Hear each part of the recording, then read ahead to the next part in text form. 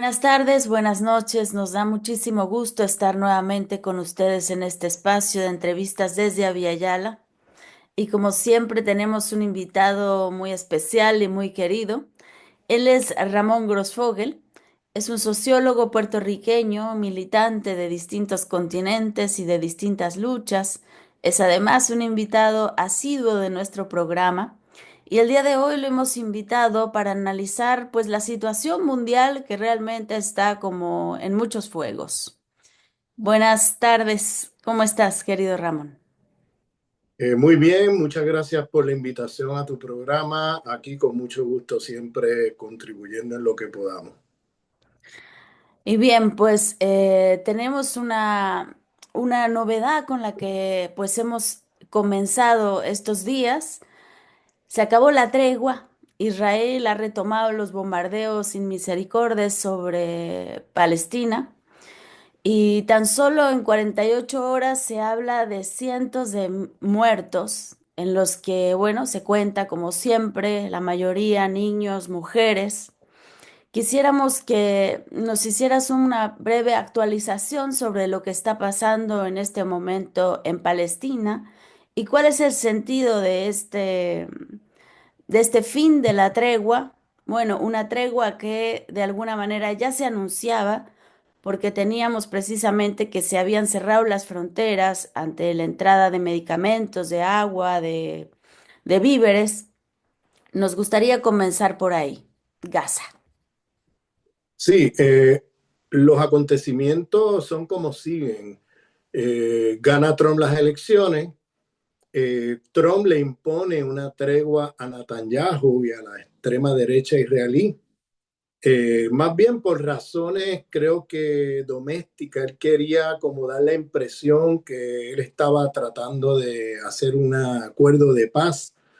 Pero se veía cuál era la agenda cuando él se reúne con Netanyahu en la Casa Blanca, y si recordamos, él estaba totalmente de acuerdo con la limpieza étnica del territorio, con el exterminio de los palestinos.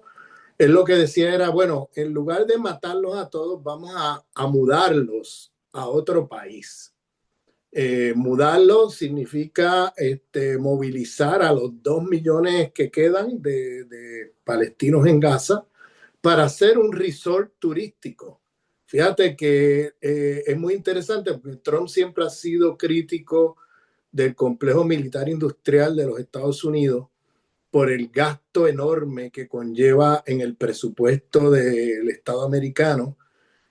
Pero en esta ocasión él está de acuerdo en invertir dinero para acabar de culminar la limpieza étnica del territorio de Gaza, incluso dispuesto hasta irse a la guerra.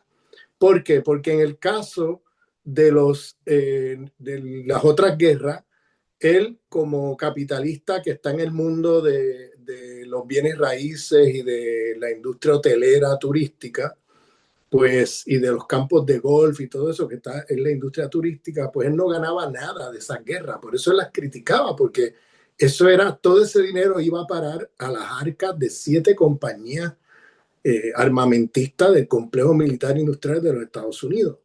Entonces él era de los que siempre criticaba la guerra de Irak, criticó la intervención en Libia, criticaba la guerra en Afganistán, todo eso como una pérdida de recursos, de dinero que él como capitalista no ve un céntimo.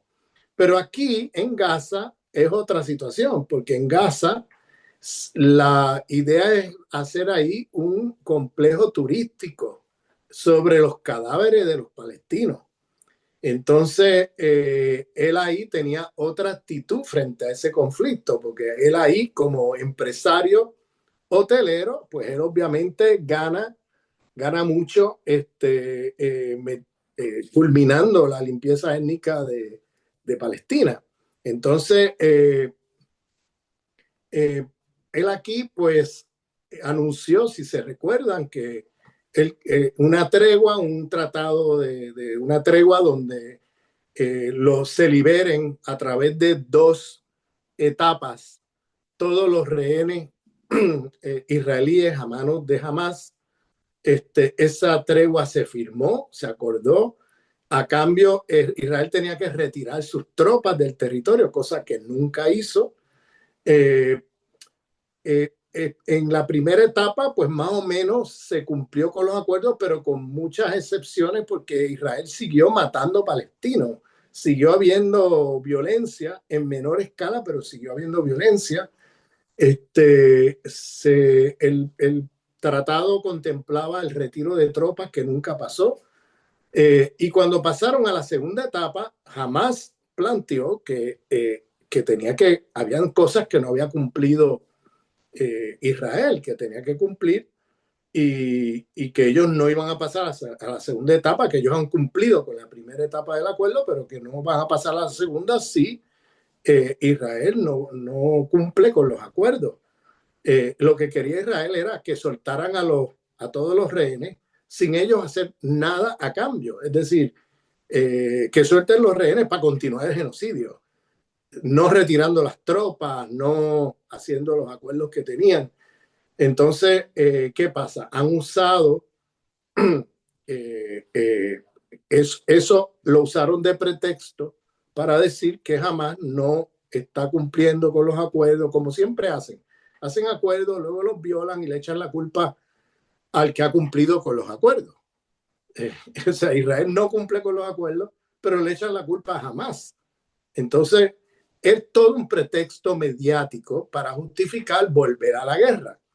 Y si se recuerdan, eh, Trump amenazó varias veces, pero lo amenazó desde la reunión aquella en la Casa Blanca con Netanyahu, pero lo volvió a repetir varias veces de que si esa tregua se rompía y jamás no suelta a todos los rehenes, que es lo que pidió Trump, que lo soltara a todos, pero sin ninguna garantía de que Israel fuera a cumplir con la parte de ellos del acuerdo.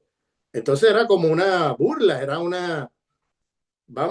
engaño de acuerdo, o sea, porque si no cumple Israel con todos los acuerdos, que lo que quiere jamás es la paz, jamás quería que se detuviera el genocidio, se detuviera la guerra, que las tropas israelíes salieran del territorio, y nada de eso pasó. Entonces, la amenaza de Trump era, si no sueltas a todos los rehenes para tal fecha, entonces vamos a desatar aquí vamos a ver la violencia más grande que se ha visto en la historia. El infierno, El literal. infierno, habló del infierno, van a vivir el infierno. Claro, la utopía de Trump es un resort turístico en Gaza, frente al mar, con hoteles, campos de golf, sin palestinos, ¿bien? Exterminando y limpiando étnicamente a los palestinos. Y entonces amenazó con que si ellos no cumplen con eliminar a los rehenes, o sea, sacar a los rehenes a la calle, que entonces ellos van a pasar a la violencia como el infierno. Y es lo que han hecho. O sea, ahora el ejército de Israel ha movilizado 400.000 tropas, o sea, soldados. Es la movilización militar más grande de Israel en toda su historia. O sea, en la guerra de los 7 días, de los 6 días, la guerra del 73, la guerra de 67, la guerra con Egipto en los 50, o sea, ninguna de esas guerras movilizó tantas tropas como están movilizando aquí. 400.000 soldados para invadir un territorio de población civil que no está armada, que no tienen los recursos militares de enfrentar eso. Entonces, lo que estamos viendo en este momento es se va a reanudar el genocidio, se está reanudando, ya se reanudó, ya están matando cientos de palestinos cada día en las narices del mundo. ¿Bien? Eso yo te preguntaría en ese contexto justamente, en que se reanuda el genocidio y que además está al alcance de todos. O sea, digamos, es un genocidio televisado del cual ya no hay ni siquiera ahora como ninguna intención de cubrir lo que está pasando. O sea, y la pregunta es, como humanidad, ¿qué nos toca? ¿Qué nos toca hacer? ¿Qué les toca a los movimientos ¿Qué nos toca a la gente de a pie, a los medios de comunicación que tratamos de llevar a cabo como una lucha contrahegemónica? ¿Qué hacer? O sea, porque es verdad que en las grandes potencias ya no podemos nosotros estar esperando. Desde hace rato que nos han dejado con esa deuda, ¿no? China, Rusia no han prácticamente movido nada al respecto.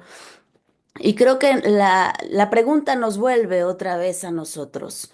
¿Qué hacer? Y digamos, ¿qué mensaje tú le darías a la gente que nos está viendo y que pueda resonar en esta solidaridad con Palestina? En primer lugar, yo creo que hay una dimensión, podríamos llamarla, por usar un término, cosmológica o teológica, porque es como la humanidad está frente a un momento mesiánico. O sea, se abre de momento un, como que las aguas se abren y ahora toca a todo el mundo decidir qué va a hacer ante esto, porque esto ya es la primera vez, creo, en la historia de la humanidad, donde tenemos un genocidio a los ojos del mundo entero. No hay nadie que pueda decir, yo no sabía que eso estaba pasando. Bien, eso quedó atrás porque esto lo sabe el planeta entero. O sea, los medios, los nuevos medios sociales de comunicación, prensa, televisión, por todos lados está el genocidio de los palestinos puesto allí en vivo y a todo color. Lo está viendo el planeta entero. Entonces, ya no es como en otros genocidios en el pasado, que una parte de la humanidad no sabía que estaba pasando, que se enteraron después de los hechos o al final, cuando ya era muy tarde, cosas así. Estamos en un momento mesiánico porque todo el mundo ve ahora mismo lo que está pasando. Ahora viene la violencia más furiosa y más brutal. No hemos visto nada todavía. O sea, eso que hemos visto en el último año, del 7 de octubre hacia acá, hasta la tregua, que ha sido brutal, lo que viene ahora va a ser, hay que multiplicarlo por 100, porque vienen a masacrar indiscriminadamente, porque ahora tienen el aval abierto de los Estados Unidos del presidente Trump. Y están todos los europeos, o sea, todos los estados europeos, las élites europeas, las élites estadounidenses, demócratas y republicanas, eh, todas en complicidad con este genocidio. Y tenemos a las élites de los países y de los estados árabes eh, en complicidad con el genocidio, porque están totalmente pasivos, están totalmente hablando bla, bla, bla, ¿no? Sin hacer nada. Turquía, que tanto Erdogan se llena la boca contra el sionismo y todo eso, le está vendiendo el petróleo barato que el Estado de Israel necesita para su genocidio todos los días.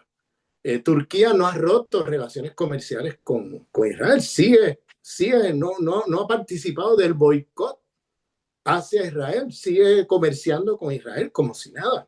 Lo único que hace es que de vez en cuando hace una declaración de prensa ante la prensa denunciando el genocidio, bla, bla, bla, bla, bla, pero sin ningún hecho concreto sobre el terreno. Al contrario, Erdogan y el Estado turco se han aliado a Israel para poner en el poder en Damasco eh, a los mercenarios de la CIA y del Mossad, que son ISIS y Al-Qaeda, en el poder, que son pagados por el imperio, pagados por el Mossad, para hacer el trabajo sucio para los intereses del imperio y del Estado de Israel. Y Erdogan participó de eso para tumbar al gobierno de Assad, que no es que no tengamos crítica contra Assad, pero lo que viene ahora es peor todavía de lo que estaba bajo Assad. Miren la violencia étnica que está ahora pasando en Siria. Están matando cristianos, están matando este, chiíes, están matando sunis de diferentes corrientes que no comulgan con la versión del Islam que tienen estos fundamentalistas, wahabistas, terroristas islámicos, que eran los que han sido pagados por la CIA para hacer barbaridades por el mundo. Esos son los que han tomado el poder con el aval de Occidente. Fíjense cómo la prensa occidental se volcó a limpiarle la cara y lavar la imagen del liderato de ese movimiento yihadista. Eso obviamente son gente de la CIA. Yulani, el presidente que se impuso ahí con esta invasión desde Turquía, es un yihadista, un líder yihadista de ISIS y de Al-Qaeda, pero de mucho tiempo, y es un hombre de la CIA. Por eso le dan tanta publicidad positiva en Europa, en Estados Unidos, lo están recibiendo con brazos abiertos. La prensa internacional está tratando de lavarle la cara a un tipo que ha sido un sanguinario, que ha cortado cabezas que no tienes idea. O sea, de momento, tenían, tenían 10 millones de dólares Estados Unidos por la cabeza de este señor y de momento quitaron eso. Mira que para quitar una sanción o una amenaza de ese Estados Unidos, eso es imposible. Enseguida le quitaron ¿cómo se llama? El pedido de 10 millones de dólares, el que lo mate o el que lo capture, ¿no? Quitaron eso y lo han limpiado. Entonces, los países árabes, incluyendo Turquía, que no es un país árabe, pero que es un país musulmán cercano a Palestina, le han dado la espalda al pueblo palestino. Están todos a bla, bla, bla, pero sin apoyar en efecto en la práctica al pueblo palestino en su lucha, sin darle armas, o sea, no va a, ahora lo ideal sería una unidad de todos los países del Medio Oriente para enfrentar la agresión de Israel e incluso, si necesario, incluso intervenir militarmente con Israel. Es el momento de hacer eso. Ninguno se le ocurre hacer eso. El único país que ha estado consecuentemente apoyando al pueblo palestino, no con bla, bla, bla, sino materialmente, es Irán. Irán es el que ha organizado el eje de la resistencia, con Shia y con Sunni. O sea, no tiene una política sectaria como tiene Erdogan, como tienen muchos de estos países árabes que son sectarios contra los musulmanes chiitas. Irán no tiene ese tipo de barrera. Para Irán lo importante es si eres antiimperialista, si eres antisionista, no importa qué versión del Islam tú creas, o sea, un respeto a la diversidad de las versiones del Islam. En cambio, estos otros van con el sectarismo por delante y saboteando todo lo que hace la resistencia organizada por Irán, esa resistencia que la tenemos en el Líbano, la tenemos en Irak, la tenemos los Houthis, ¿no? Entonces, es un momento mesiánico para la humanidad, porque es un momento o te vas del lado de la luz o te vas del lado de la oscuridad. Y hoy día nadie se puede quedar indiferente. El que se quede indiferente o disque neutral está haciendo el juego a los poderosos. Pues no hay neutralidad aquí. Entonces estamos en un momento donde o la humanidad se mueve para elevar su nivel de conciencia a otro nivel, o vamos a sucumbir en un momento de oscuridad brutal que va a tener consecuencias de largo plazo, porque si Israel logra culminar la limpieza étnica de Palestina, Israel no se va a quedar cruzado de brazos. Lo que no ven estos países árabes es que ellos son los próximos, porque el proyecto de Israel es un proyecto expansionista y va a invadir los otros países alrededor, como ya lo ha hecho todo el sur de Siria ahora mismo después de que cae Assad. Estos yihadistas le abrieron la puerta junto con Erdogan a que Israel tome todo el sur de Siria. Israel está ocupando tierra ya no solamente las alturas de Golán, sino que está a unos pocos kilómetros de la capital de Siria, Damasco. O sea, es un país expansionista. Si el pueblo palestino es exterminado, como es el proyecto de Netanyahu y el proyecto del sionismo, van a ir a invadir otros países, que no quede la menor duda.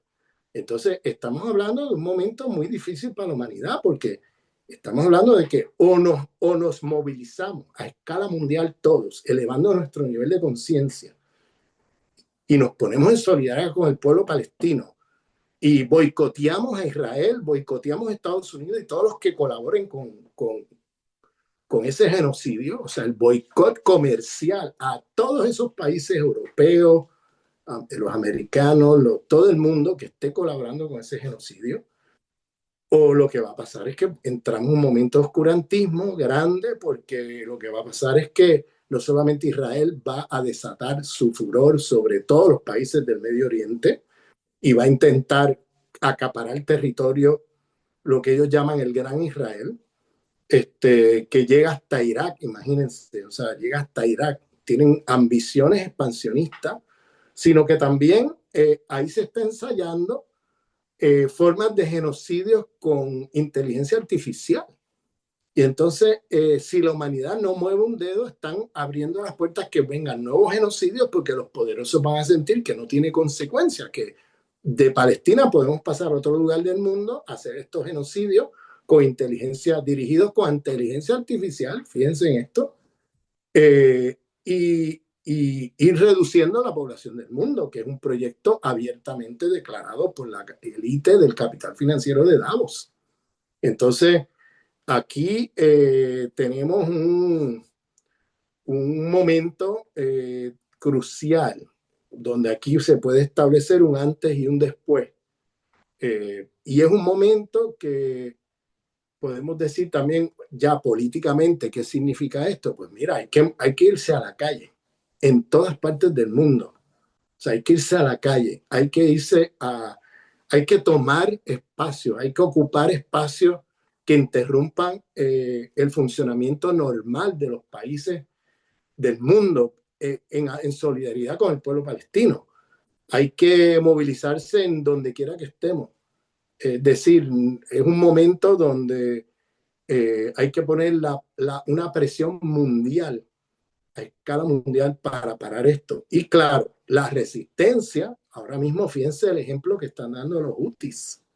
Los hutis son los únicos que ahora mismo se han quedado prácticamente solos, lanzándole cohetes a Israel y volándole eh, barcos navales del ejército americano en el Mar Rojo. Entonces, los hutis son los únicos que siguen llamando la atención de que no van a parar de la lucha mientras siga el genocidio contra los palestinos. Ellos no van a parar. O sea, es un sentido de solidaridad con unas consecuencias enormes, que es el ejemplo de Nasrallah en el Líbano. Nasrallah perdió la vida por estar en solidaridad con los palestinos. Fíjense cómo el movimiento de Hezbollah respondió al genocidio contra los palestinos bombardeando Israel. Pero el costo ha sido muy grande. Han perdido gran parte del liderato, empezando por Nasrallah, que fueron asesinados, y está reorganizándose Hezbollah para volver a la lucha. Pero el costo de esto es enorme, estar en solidaridad.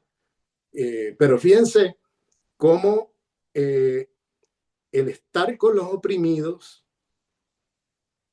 contra los opresores se pone ahora como momento mesiánico en las narices del mundo entero.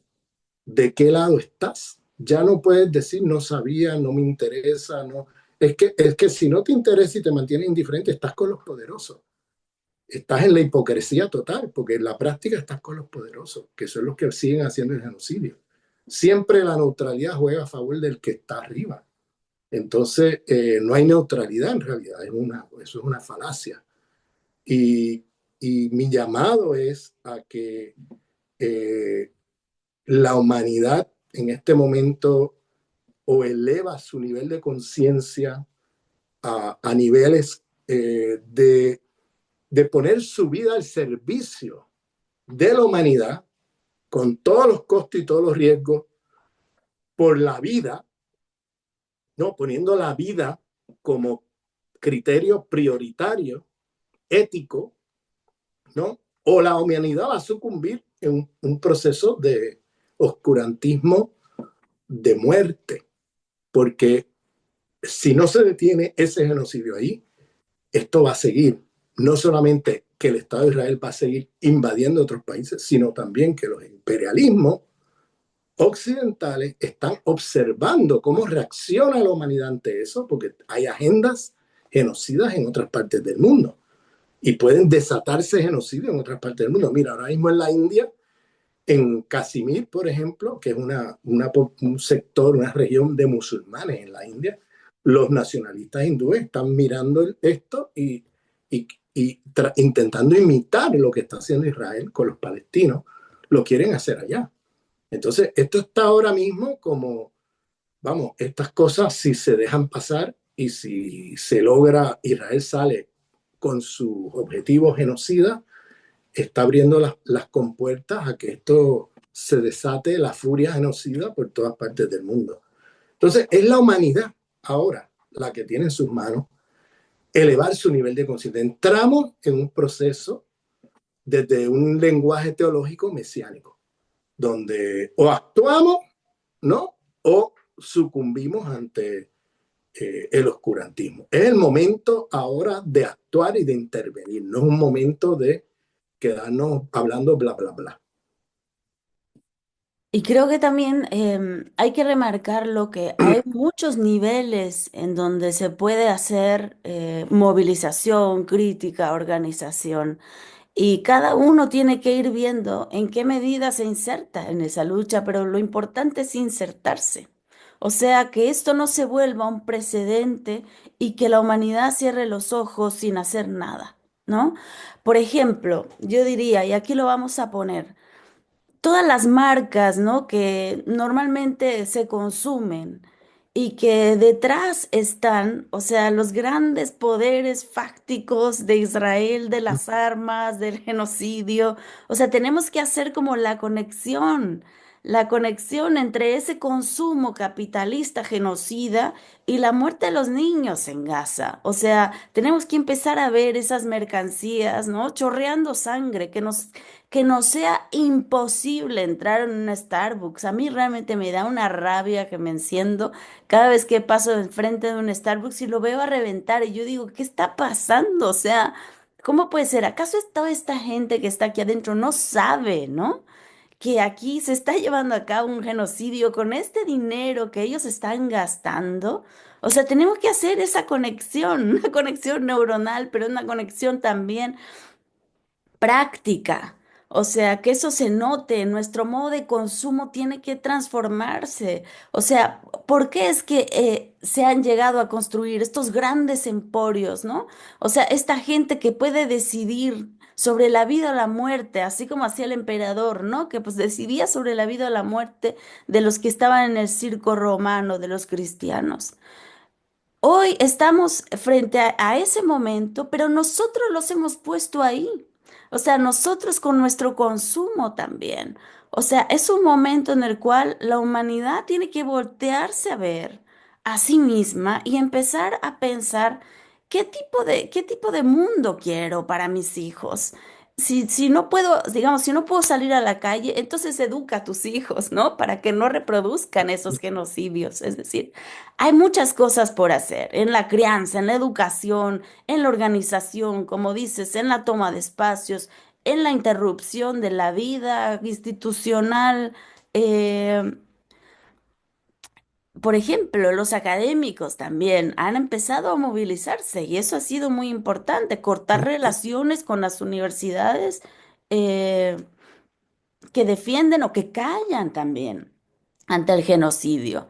Entonces tenemos que como que empezar a ser mucho más militantes, mucho más claros en nuestro modo de actuar cotidiano, porque parece que, ¿sabe? La guerra está en otra parte. Parece que los que pueden hacer eso están en otro lugar, están lejos de aquí.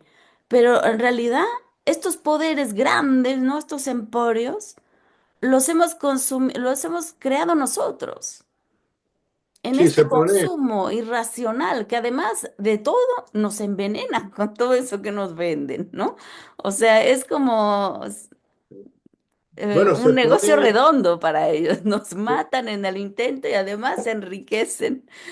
a partir Es- de eso. bueno, se pone ahora en evidencia el dicho de Marx de que las mercancías chorrean sangre, ¿no? O sea, ahora se ve con más claridad ese tema porque, claro, hay un montón de compañías, empezando por las compañías del complejo militar industrial de Estados Unidos, que son las que están llevándose las ganancias de esa venta de armas a Israel y al genocidio de los palestinos, pero hay un montón de otras empresas que nosotros consumimos diariamente que están metidas en subsidiar al Estado de Israel, que tienen inversiones en Israel, y que sus mercancías chorrean sangre y sin embargo estamos por ahí consumiendo McDonald's, por ejemplo, que es una franquicia que está por todas partes de fast food, ¿no?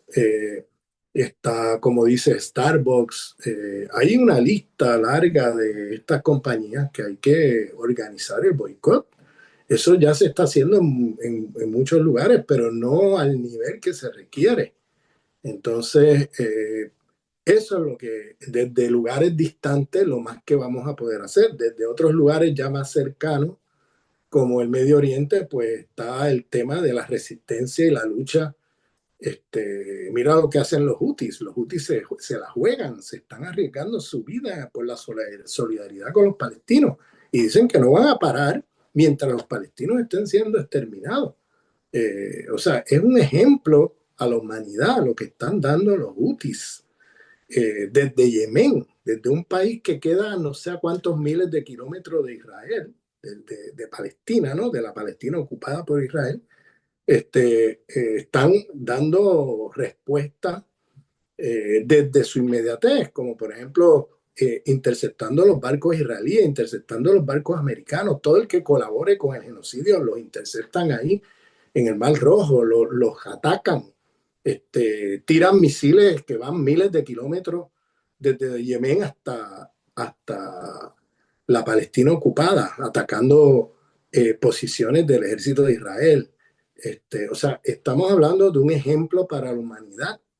Fíjense que de todos los países del mundo, de momento aparece allí los hutis que estaban viviendo un genocidio a las manos de Arabia Saudita, de Estados Unidos, con la complicidad de Israel y todos, hasta hace poco, si recuerdan, cuando la invasión de Arabia Saudita a Yemen, y los hutis al final vencieron en esa guerra y lograron mantener su poder en ese lugar en Yemen y ahora usan sus recursos para solidarizarse con otros genocidios. Ellos fueron víctimas de genocidio. Ellos estuvieron a manos de un proceso genocida durante varios años de intervención de Arabia Saudita, de invasión de Arabia Saudita en su territorio. Y ahora ellos, como quizás por eso, porque tienen la conciencia de lo que significa quedarse sin comida, quedarse sin electricidad, sin agua, que era lo que hizo Arabia Saudita, las matanzas, los bombardeos.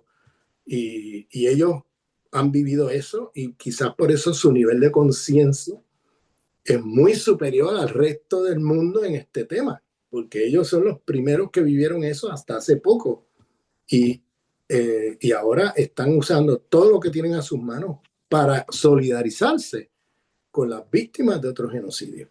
Y entonces creo que están dando un ejemplo a la humanidad impresionante. Eh, y fíjense que ellos han sido apoyados por Irán, no siendo ellos chiitas, la versión del Islam chiita, sino que para Irán da un ejemplo también de solidaridad no sectaria, es decir, porque ellos apoyan todos los movimientos antisionistas y antiimperialistas independientemente de tu, de tu creencia espiritual. Entonces, eso es muy importante. En cambio, las monarquías árabes no hacen lo mismo. Las monarquías árabes son la mayoría wahhabi y apoyan solamente a estos grupos terroristas con agendas oscuras en complicidad con Israel y con Estados Unidos. Son los mismos que se sientan a negociar y a tratar de normalizar las relaciones con Israel. O sea, es una vergüenza estos países.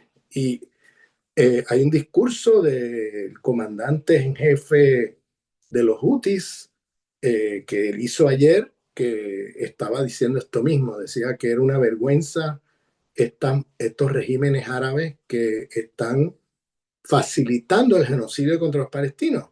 Jordania, Arabia Saudita, que deja pasar toda la comida por tierra que va hacia los israelíes, lo interceptan, por ejemplo, misiles que en algún momento lanzó Irán o han lanzado los mismos Houthis.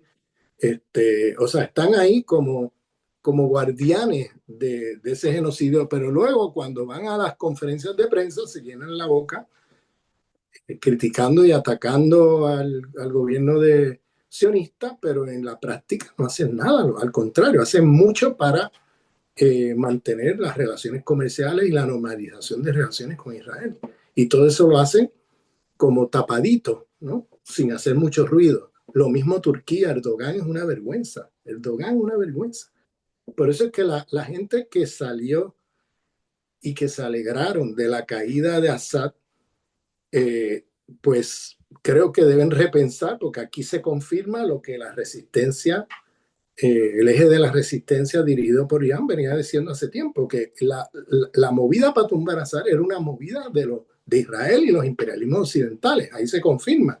¿Qué hicieron? Han cerrado el corredor de armas que pasaba por Siria desde Irán, Irak, hacia Hezbollah en el Líbano. Cortaron el corredor de armas, que era el objetivo precisamente de tumbar a Assad y poner ahí un gobierno de mercenarios takfiris, como le llaman, que son fundamentalistas islámicos pagados por la CIA y por el Mossad, son mercenarios.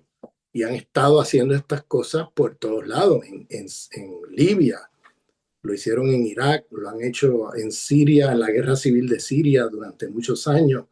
Lo han hecho en muchas partes del mundo, mandan a esta gente para tumbar gobiernos donde quiera que pueden y poner ahí un gobierno favorable al imperio. Y es lo que tenemos ahora mismo. Fíjense la violencia confesional y étnica que acaba de desatarse en Siria, porque estos grupos no tienen ninguna tolerancia hacia nada que no sea la versión del Islam fundamentalista wahabista que promueve Arabia Saudita. Entonces, esta gente es wahabízate o te mato. Y entonces las matanzas que han habido ahí en las últimas 3 semanas en Siria contra cristianos, y fíjate, la prensa occidental calladitos, Uh -huh. eh, poniendo una narrativa como que es que son los grupos, eh, las sectas chiitas que eran seguidores de Assad, los que están provocando la violencia y no sé qué. O sea, la prensa occidental lavándole la cara a estos yihadistas que están haciendo matanzas de civiles simplemente porque no comulgan con la confesión de ellos, sin respeto ninguno. Bajo Assad había un respeto a todas las confesiones, con todas las limitaciones y críticas que podamos hacerle a Assad. No había este sectarismo confesional, que es lo que ha impuesto esta gente. Esta gente desde la guerra civil estaban ya matando cristianos, kurdos, matando chiitas y otros musulmanes, incluso suníes, que no comulgan con el wahabismo. Y eso es lo que estamos viendo ahora en Siria nuevamente. Y bueno, creo que es un momento donde ahora se queda evidenciado el que se quede con los brazos cruzados o el que se confunda con lo que está pasando, es que de verdad que está tomando partido por la dominación, el exterminio genocida, no solamente de los palestinos, sino de los pueblos en esa parte del mundo. Y creo que lo has dicho muy claramente, o sea, estamos en un escenario en donde tenemos los opresores y los oprimidos, y tenemos que tomar el lado de los oprimidos. O sea, ese es el lado de la vida, ese es el lado de los niños en Gaza que hoy día, digamos, les ha tocado vivir una situación horrenda y que, bueno, yo diría, tienen que contar con la humanidad que está ahí, ¿no? O sea, tenemos que estar ahí, tenemos que estar de ese lado. Es como, no sé, o sea, como que en este complejo escenario geopolítico que se gastan tantas palabras, ¿no? Que se dice tanto y se hacen análisis tan profundos, o sea, en realidad la cosa es bastante sencilla. O sea, ¿de qué lado estás en la vida, ¿no? Y, y ahí pues tenemos que ponernos como muy claros y también traspolar esto mismo a otros escenarios. Y te quiero justamente eh, preguntar al respecto, no sin antes señalar que incluso en este rompimiento de la tregua, la población israelí ha salido a la calle y ha tomado la calle criticando a Netanyahu y criticando estas prácticas, ¿no? Porque ahora sí que lo anuncian que no va a haber misericordia, ¿no? O sea, que ahora sí van a terminar el trabajo. Y la pregunta que te quiero hacer es, ¿cómo entendemos, ¿no? Esta diferencia? Y bueno, te lo pregunto a ti justamente porque haces análisis de coloniales en donde tenemos que tener en cuenta el tema del racismo, que es algo esencial y que no siempre es suficientemente tratado, porque Trump, digamos, habla de una guerra y habla del genocidio de una manera muy distinta, ¿no? Cuando habla de la guerra en Ucrania, le parece como insoportable el hecho de que sigan hasta ahora muriendo tantos ucranianos, ¿no? Que bueno, ya lo vimos ahí en ese papelón que hicieron con Zelensky en la Casa Blanca, ¿no? Donde, bueno, lo ha tratado malísimo, con mucha, o sea, lo ha humillado prácticamente delante del mundo, ¿no? Pero con todo, digamos, su punto de vista siempre de la guerra en Ucrania es cómo vamos a poder, cómo vamos a permitir que esto siga pasando. Claro que es una guerra, de todas maneras, entre blancos, ¿no? Y cuando habla de Gaza, dice, no vamos a terminar, no vamos a permitir, ¿no? Que esto continúe, sino que vamos a encender el infierno en Gaza si es que no sueltan a los rehenes, ¿no? Van a conocer ahora sí como el final de los tiempos. Entonces, ¿cómo se entiende, no? Este distinto rasero que pone Trump cuando habla de la guerra en Ucrania y cuando se habla del genocidio en Palestina, que además hay que decir que siempre se lo habla como guerra, que no es una guerra, porque en una guerra tienes dos bandos que están enfrentados. Aquí es un gobierno que ha decidido exterminar a una población de su territorio. Bueno, obviamente el tema de por qué se conmueve tanto con los ucranianos, Trump, tiene que ver obviamente con el hecho de que son blancos europeos y en el caso palestino, obviamente son palestinos, son considerados razas inferiores. El genocidio en Palestina está informado y organizado a través de un proceso de deshumanización racista. Acordémonos que la consigna que lanzaban las élites israelíes era que esta gente no son humanos, son animales. Y lo han dicho muchas veces, lo siguen diciendo, o sea, que son pueblos que hay que exterminar, lo ha dicho Netanyahu, pero eso Netanyahu está ya acusado en el Tribunal de la Haya como genocida. O sea, él está, pero nadie lo arresta, nadie se mueve a hacer nada. Él viaja a Estados Unidos, llega a la Casa Blanca, se sienta ahí y ahí tienen la complicidad total del imperio con el genocidio, porque lo que procedería sería arrestarlo y ponerlo en manos del Tribunal de la Haya por todo el genocidio que ha hecho en Palestina, pero nadie mueve un dedo con eso, lo que te muestra el doble rasero de cómo funcionan esos organismos internacionales. Este, Creo que en el caso palestino, pues Trump tiene un interés también de, o sea, o sea, la agenda de Israel, si tú te fijas, la administración Trump tiene un montón de gente que vienen del bloque sionista. O sea, él ha puesto en posiciones claves en su gobierno gente del bloque sionista. ¿Por qué? Porque fueron los sionistas pusieron mucho dinero en su campaña. Y a cambio de eso, él tiene que hacer nombramientos de gente clave en posiciones clave como parte de la negociación del dinero para su campaña. Y entonces, y Trump es un tipo de supremacía blanca, racista, que ven los palestinos pueblos exterminados. O sea, él ha hablado, fíjense, con un lenguaje eh, criminal frente a las leyes de Ginebra y de la comunidad internacional. Habla de que hay que sacar a los palestinos del territorio. O sea, está apoyando la limpieza étnica del pueblo palestino. Esa es su agenda junto con Netanyahu. O sea, no hizo una crítica, hablaba de todas las muertes y todo lo que ha pasado ahí, todas esas muertes innecesarias, si se acuerdan de aquella conferencia de prensa en la Casa Blanca, y tenía al asesino de toda esa gente al lado de él, y no era capaz de decir, por culpa de este señor, todas esas muertes, sino él quejándose de las muertes en abstracto, ¿no? Y diciendo que hay que eliminar, sacar a todos los palestinos de ahí, con el lenguaje que para que no mueran más hay que sacarlos a todos, hay que mudarlos a otros países. Claro, dijo Jordania, dijo Egipto, y Jordania y Egipto se opusieron a hacer eso. No quieren participar de la limpieza étnica de Palestina. Entonces no tienen a dónde enviarlos. ¿Y qué van a hacer? Ahora vienen con todo el furor a exterminarlos, con bombardeo, pero con 400.000 soldados. O sea, una cosa brutal lo que están haciendo ahí a los ojos del mundo y con la impunidad más absoluta, porque tienen el apoyo del imperio y el apoyo de los imperialismos europeos, que han estado en la cama con los sionistas en todo este genocidio. La prensa, la prensa del imperio, totalmente en la cama, blanqueando el genocidio. Entonces, estamos a los ojos del mundo también hay un momento como de abrir los ojos ante estos poderes que se ocultan con lenguaje engañoso de derechos humanos, democracia. Bueno, ¿qué democracia me estás hablando? O feminismo, ¿no?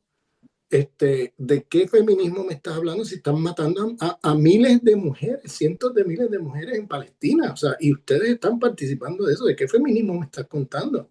O sea, o hablan de democracia o hablan de derechos humanos, pero ¿qué derechos humanos? Sí, vamos, derechos humanos para unos y para otros no. O sea, aquí se desenmascara todo el orden internacional que se ha montado desde la Segunda Guerra Mundial hacia acá, bajo la hegemonía de Estados Unidos. Es decir, estamos en un momento también de crisis hegemónica del imperio mismo. El imperio mismo, de todo esto que está haciendo muestra de debilidad. Fíjate que están censurando dentro de Estados Unidos, dentro de Europa, a los grupos que se solidarizan con los palestinos, los están persiguiendo, los están encarcelando, están deportando en Estados Unidos gente que no sean ciudadanos americanos y que se solidaricen con Palestina, los están deportando del país. O sea, están violando las propias leyes democráticas del mismo país, de la cual tanto se llenan la boca, están en una contradicción insalvable ahí, porque están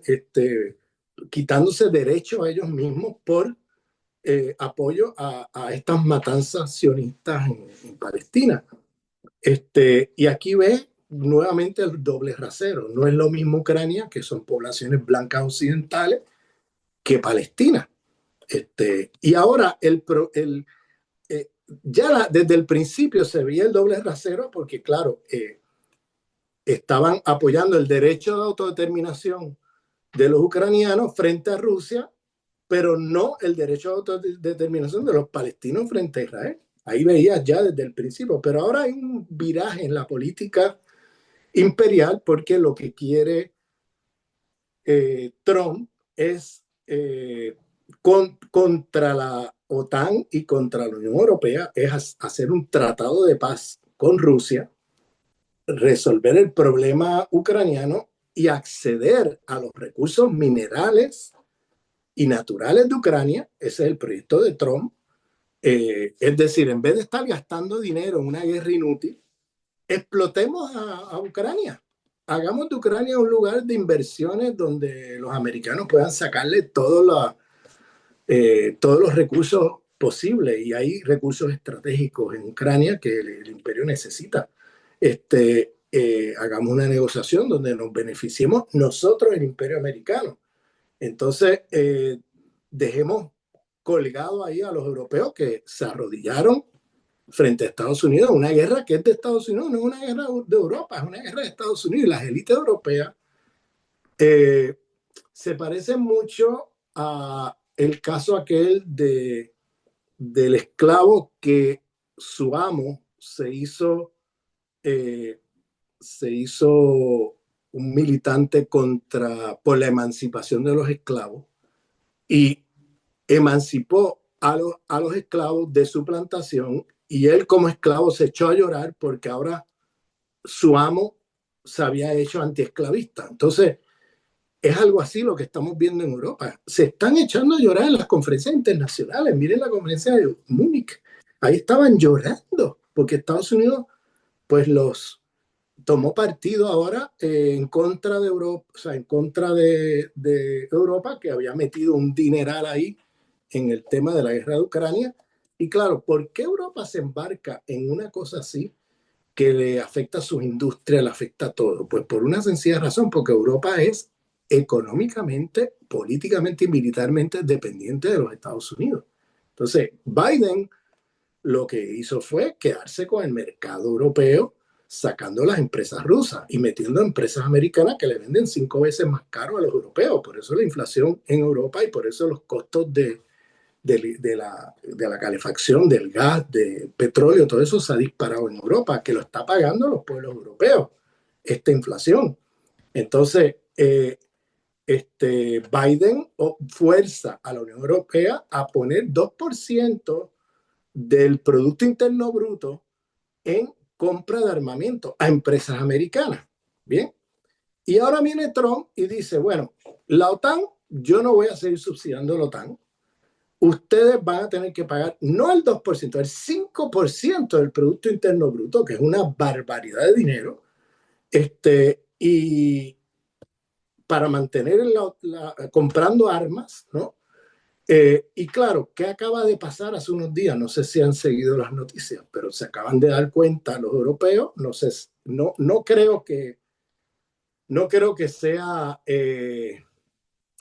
tan ingenuo como lo presentan, porque yo creo que lo sabían. Se acaban de dar cuenta que todas las armas que le compran a Estados Unidos dependen de programas electrónicos, desde los aviones hasta los tanques, hasta los misiles, todo. Y esos programas electrónicos tienen un botón rojo en las manos de Washington, de Trump, donde si él aprieta ese botón, no pueden usar nada de sus armamentos. Se colapsan los armamentos. Se acaban de dar cuenta de eso, dicen ellos. En realidad, y ahora está Alemania, Portugal, varios países europeos retirando las órdenes de compra de armamento a las empresas americanas militares. ¿Por qué? Porque bueno, supuestamente se dan cuenta ahora de que no pueden usar eso. De que no son soberanos, se No acaban de son, dar se cuenta. acaban de dar cuenta que no son soberanos. Vamos, esto es una cosa que ya se sabía porque le pasó a Arabia Saudita y le pasó a Turquía, donde Estados Unidos dijo, esto no va y no va, y aprietan el botón y te quedas sin el uso de los armamentos que te vendieron. Entonces han gastado billones con la letra B de dólares comprándole armas a Estados Unidos que ahora no pueden usar. ¿Por qué surge este conflicto ahora? Porque ahora la Unión Europea dice, bueno, si Estados Unidos no nos va a apoyar en la guerra de Ucrania, porque los europeos ahora siguen con la guerra de Ucrania, cuando no les conviene seguir con esa guerra, lo que les conviene es pasar a negociar con Rusia un tratado de paz que le permita recobrar nuevamente la materia prima barata que recibían de Rusia. La industria, toda la industrialización alemana, por ejemplo, que es el país más industrial de Europa, dependía del gas barato que venía de Rusia. Al poner el gas alto, 5 veces más caro comprándoselo a los americanos, pues son inviables esas empresas. Se está desindustrializando Europa entero, empezando por Alemania. ¿Y a dónde se están yendo esas empresas? Esas empresas se van a Estados Unidos. Se están yendo hacia Estados Unidos. Están cerrando en Europa y yéndose a Estados Unidos. Entonces, ¿qué es el sueño de Trump? Trump lo que quiere es precisamente que esas empresas pues traigan trabajo a los obreros y trabajadores americanos, que renueven la economía en Estados Unidos y que se hunda Europa. Entonces, en medio de este momento, que era un momento de oportunidad para las élites europeas, decir, bueno, pues vamos así, vamos adelante con un tratado de paz con Rusia, vamos a acabar con esto. Pues no, ahora ellos se quieren rearmar independientemente de Estados Unidos para generar un bloque de poder mundial. ¿Y qué han hecho? Que ahora se están dando cuenta que no tienen soberanía ni siquiera en el armamento que le han comprado a Estados Unidos y que les han seguido comprando. Y se dan cuenta que todo eso es lata, o sea, maquinaria inútil, porque ellos no pueden mover un avión o un tanque o un misil sin el aval de Estados Unidos, porque tienen el botón para inutilizarlo a todo lo que han comprado. Entonces, ahora están en un escándalo, ¿no? O Porque sea, se dan cuenta su que están, proyecto de rearme se hace aguas. se O sea, hace no agua van el a poder proyecto. rearmarse, ¿no? Exactamente, no van a poder rearmarse a no ser que le compren armas a otra potencia que le hará lo mismo. Entonces están ¿A en una quién? situación, en una encerrona donde como grupo de poder mundial son vasallos. La Unión Europea son vasallos de Estados Unidos en este momento, y si intentan hacer compra de armas a otro lugar del mundo, les va a pasar lo mismo. Entonces, están en una encerrona, además del absurdo de meter todo ese dinero en rearmarse, ¿no? Para hacerse, porque se dan cuenta, ya no podemos depender de Estados Unidos, porque ya Trump está haciendo una política militar de parar la guerra de Ucrania, que nosotros no queremos parar, y entonces no tenemos el poder de poder enfrentarnos a eso, y entonces, ¿qué tenemos que hacer? Pues rearmarnos. Pero fíjate, rearmarse significa que cortar toda la seguridad social, todo el estado de bienestar europeo. O sea, lo que están haciendo es poner en manos de la extrema derecha el rearmamento. Fíjate, en Alemania ganó la extrema derecha y ahora se está hablando de rearmar a Alemania con la extrema derecha, con los nazis, neonazis ganando elecciones. O sea, ¿a dónde va esto? O sea, Pensábamos que nunca más. esto es muy peligroso lo que estamos viendo. Lo mismo pasa en Francia. Quieren rearmarse cuando Marine Le Pen está a punto de ganar las próximas elecciones francesas, y el mismo Macron ya no podemos decir que es centro derecha, es extrema derecha desde hace rato, porque ante la competencia de la extrema derecha de Marine Le Pen, él se ha movido a la extrema derecha. Entonces compite quién es más de extrema derecha. Entonces estamos hablando de una situación muy peligrosa cuando estamos escuchando potencias que en el siglo XX han mostrado su capacidad de destrucción de seres humanos en la Primera y Segunda Guerra Mundial, ahora hablando de rearmarse con el ascenso del fascismo y la extrema derecha en Europa. O sea, vamos a ver, ¿qué me estás contando? O sea, ¿qué estás haciendo? Entonces, en lugar de ponerse en una posición de negociación frente a Rusia, declarar a Ucrania neutral, y que Ucrania puede entrar en la Unión Europea a negociar lo que tú quieras, pero neutral frente al tema militar de la OTAN, en lugar de negociar eso, de aceptar los términos rusos, de entrar en negociación para devolverle los 300 billones de dólares en bancos europeos que le tienen congelados a Rusia. En lugar de negociar con Rusia, mira, te los devolvemos, hagamos un acuerdo, vamos a volver a comprarte materia prima, vamos a abaratar los costos de... No, en lugar de hacer eso, quieren seguir la guerra. Entonces, es una lógica totalmente Irracional. irracional y suicida, porque desde el primer momento tenían que haberle dicho que no a Estados Unidos y haber parado eso, pero no lo hicieron por la dependencia que tienen de Estados Unidos. ¿Cuál es la dependencia? Que las industrias más importantes de Europa, ¿a qué mercado le venden sus productos? Fundamentalmente a los Estados Unidos. Por ejemplo, a la industria de carro, la Volkswagen, o la industria de carro francesa o alemana. ¿A dónde venden los carros? A Estados Unidos.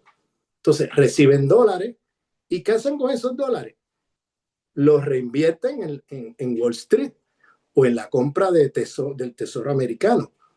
y lo otro lo almacenan como una reserva de moneda ahí, de dólares, porque es hasta ahora sigue siendo la moneda por excelencia del comercio internacional.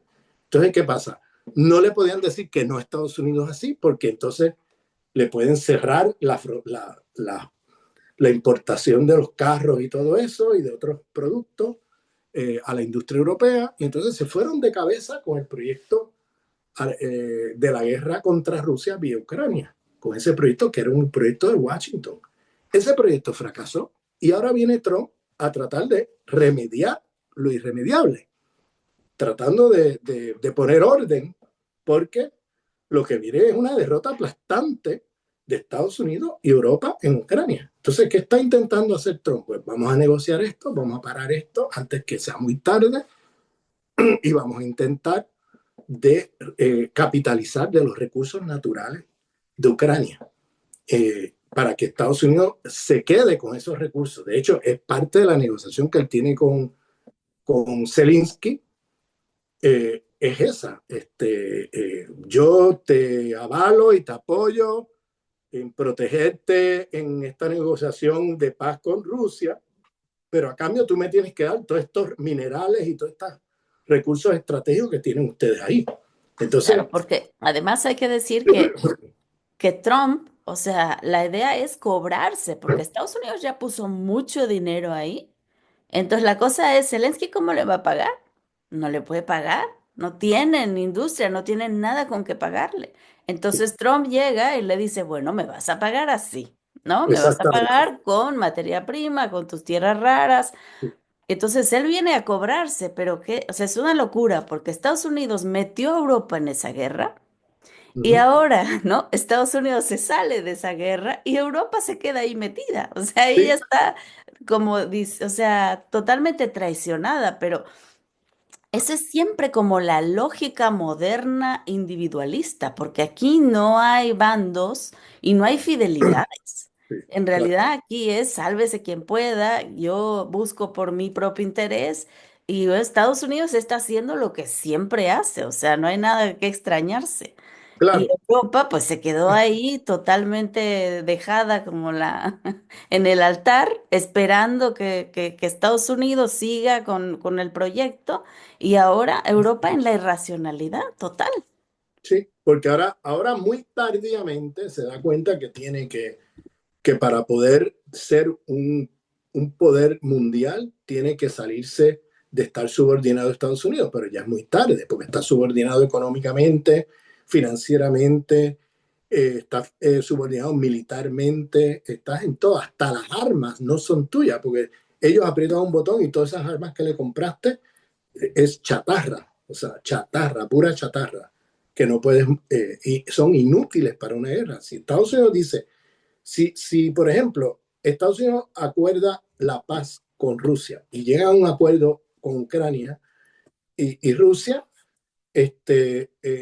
Europa va a querer seguir la guerra. Si Europa quiere seguir la guerra con Zelensky o lo que sea, Estados Unidos puede apretar el botón e inutilizarle todas las armas. Y ahora es que se están dando cuenta de eso, de ese problema. Claro, por eso me parece, no, es un cuento de ingenuidad que no me lo creo, porque yo creo que ellos sabían a qué se atenían, porque eso es una cosa que ya había pasado con Arabia Saudita y con Turquía, con las armas americanas. Entonces, eso ya tú lo sabías, pero ahora se están haciendo los que no lo sabían.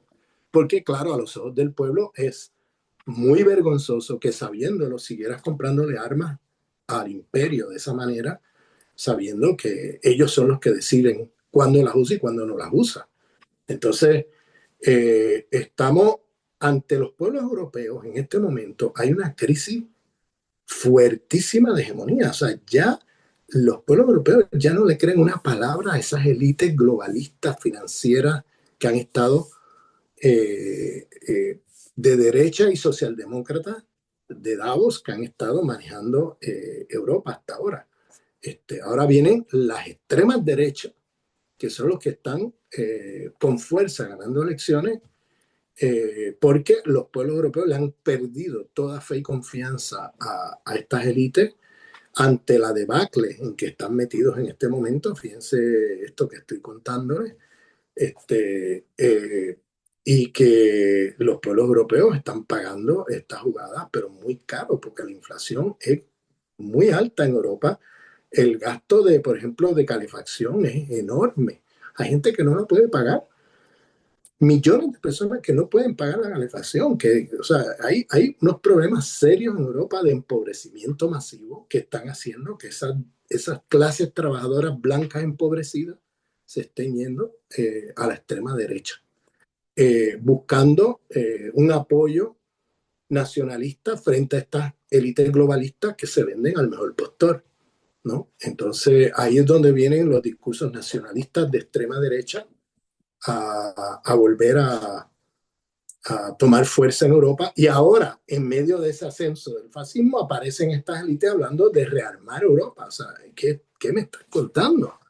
O sea, estás rearmando Europa en el momento en que ganan los fachos en Alemania. ¿Y tú quieres que los fachos en Alemania se rearmen después de lo que hemos visto en la Primera y Segunda Guerra Mundial? O sea, y lo mismo en Francia. ¿Tú quieres que los fachos se rearmen en Francia? O sea, esto lo estamos viendo ahora por toda Europa. Y estamos viendo un momento, al menos en los países imperialistas, de decadencia. El bloque imperialista occidental está ahora quebrado, o sea, está dividido. Creo que es insalvable esa división, porque no creo que la confianza se pueda volver a restaurar. La hegemonía de Estados Unidos, vamos, como potencia hegemónica, lo que llaman el soft power, el poder blando a través de mecanismos culturales, ideológicos, y eso se ha ido a la basura con Trump. Trump ha hecho estallar todo eso. Y ahora es el poder al desnudo, o sea, sálvese el que pueda, el beneficio de cada uno, y yo velo por mi beneficio y tú sálvate como tú puedas. O sea, ese tipo de relaciones que antes que estaban ahí más contenidas con la alianza de la OTAN y la alianza entre Estados Unidos y Europa, eso ya estalló y no hay vuelta atrás después de lo que ha hecho Trump, porque en cualquier momento puede volver otro Trump y hacer lo mismo. Entonces ya los países europeos ahora están en otro chip mental, y ya los pueblos europeos, ni te cuento, los pueblos europeos están pero muy molestos con sus élites que los han embarcado en este juego, con Estados Unidos, y que ahora se dan cuenta que están subordinados totalmente, son un protectorado colonial de los Estados Unidos. Por eso siempre he hablado de la puertorriqueñización de Europa con la guerra de Ucrania. Entonces, bueno. Y nos ha ganado el tiempo, querido Ramón, pero bueno, creo que hemos tocado pues los temas fundamentales y llamar nuevamente a la población, a la organización, a la reflexión, al consumo local, al consumo de las economías comunales y populares, porque eso es lo hacia allá, es hacia donde tenemos que caminar, a fortalecer la comunidad, a fortalecer a los pueblos desde abajo, porque finalmente está en nosotros, en nuestras manos realmente las grandes decisiones, pero nos hace falta tomar conciencia de la fuerza que tenemos y de la unión que tenemos que ir gestando. No sé si quieres regalarnos un último mensaje, Ramón. Bueno, las economías comunitarias y comunales deben ser nuestra prioridad, por supuesto, y el boicot organizado frente ya no solamente a los productos asociados con el Estado de Israel, sino a los productos de Estados Unidos, que está participando de un genocidio y consintiendo un genocidio y apoyándolo y participando directamente en Palestina, y a las élites europeas. Tenemos que hacer un bloque antiimperialista, antisionista a escala mundial, porque aquí se juega el futuro de la vida de la humanidad. Estamos en una disyuntiva mesiánica de ética, que la vida o la muerte.